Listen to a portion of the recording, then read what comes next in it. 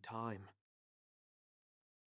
Sergeant Raphael O'Reilly moved slowly and methodically about the cramped staff kitchen of Howth Garda Station, his mind going over and over the revelations of the morning. Raffy, at 59 years old, had one more year to go until his retirement. He'd never thought he'd be looking forward to that day until the events of this morning. With every step he took, he heard the crackle of his once solid beliefs under his boots. He spooned 2 heaps of instant coffee into his mug.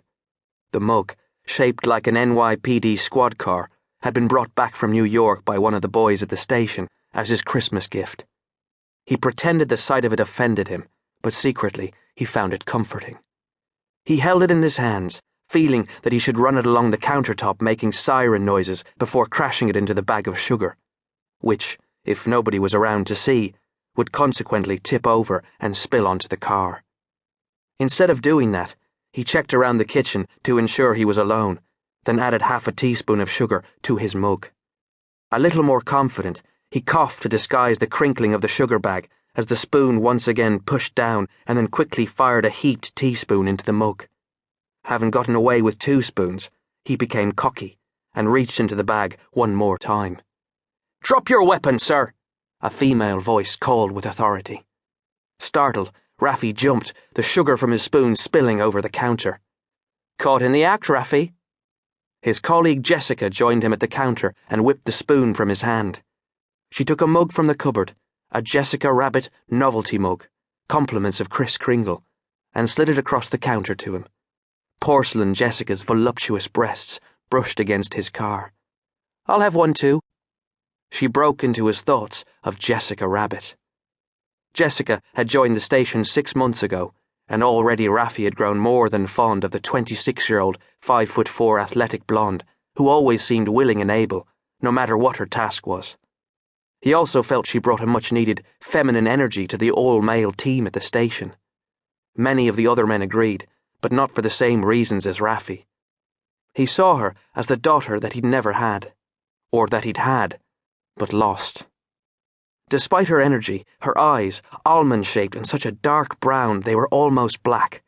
Her eyes held a mystery that he didn't much want to explore, but he knew that whatever it was, it drove her forward during those standout times when most sensible people would go the opposite way. "Half a spoon is hardly going to kill me," he added grumpily after tasting his coffee, knowing that just one more spoon would have made it perfect. "If pulling that Porsche over almost killed you last week, then half a spoon of sugar most certainly will. Are you actually trying to give yourself another heart attack?" "It was a heart murmur, Jessica, nothing more, and keep your voice down," he hissed. "You should be resting," she said more quietly. "The doctor said I was perfectly normal." "Then the doctor needs his head checked. You've never been perfectly normal." "You've only known me 6 months," he grumbled. "Longest 6 months of my life." She smiled, but it never reached her eyes. Yes, not much of a morning for smiles. "Some morning, eh, kiddo? My first Christmas day on duty. I played chess with the sergeant for the entire shift." Those almond-shaped eyes glistened. "Lucky you." "Yeah," he nodded. "Didn't see it that way at the time, though. Was hoping for plenty of action."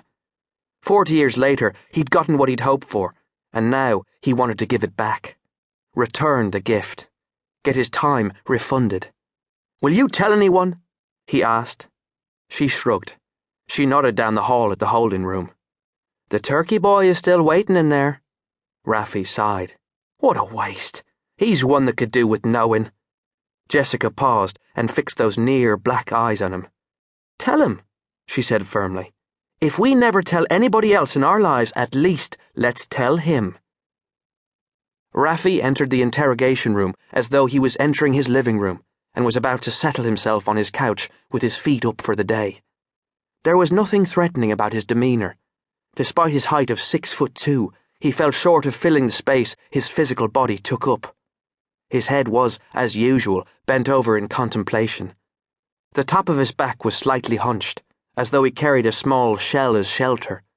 On his belly was an even bigger shell. In one hand was a styrofoam cup. In the other, his half-drunk NYPD mug of coffee. The turkey boy glanced at the mug in Raffy's hand. Cool. Not.